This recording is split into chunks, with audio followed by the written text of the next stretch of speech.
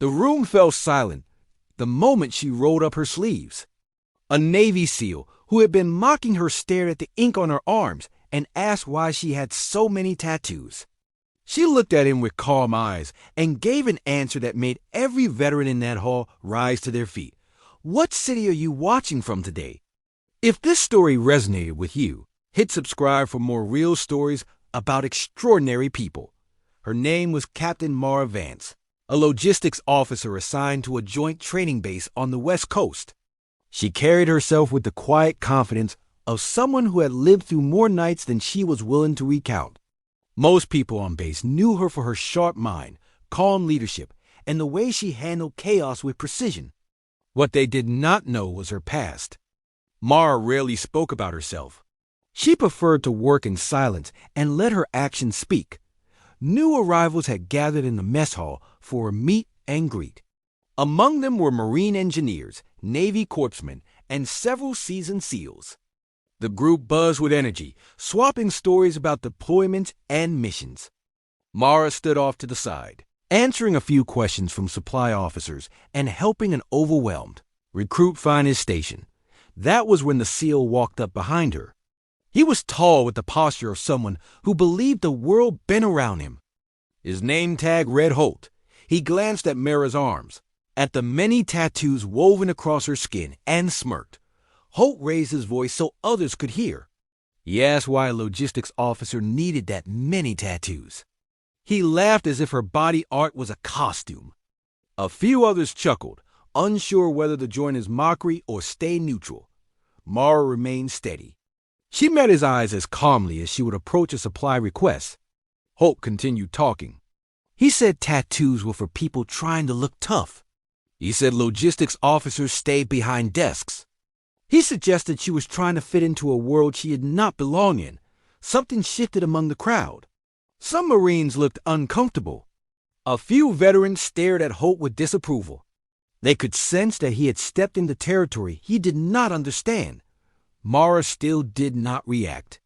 She asked him what made him think he understood the meaning of ink. Holt shrugged and said tattoos were just decoration. He asked again why she had so many. His tone dripped with arrogance. Mara took a slow breath. Her eyes lowered to her arms, tracing each line and shadow. The crowd grew quiet. They had seen officers speak up, but they had never seen someone stay this calm in the face of open disrespect.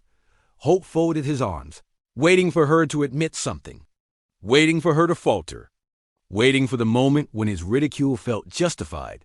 Mara turned her arm outward and showed him the first tattoo near her wrist. She said it was the call sign of the medic who pulled her out of a collapsed building overseas. She pointed to another on her forearm, the initials of a Marine who saved a village during a humanitarian mission and never came home. She traced the outline of a small emblem near her elbow, the mark of a convoy unit ambushed during a routine supply run. She was one of only 2 survivors. Then she showed him the tattoo over her tricep. It was the crest of a reconnaissance team that had taken her in when she was still enlisted. She said they had taught her what strength meant. She said they had believed in her when few others did. Finally, she looked at Holt and said she had earned every mark. Not because she wanted to look tough, but because she refused to let the people who shaped her life fade into the shadows. Her tattoos were not decoration. They were memorials. The room was silent.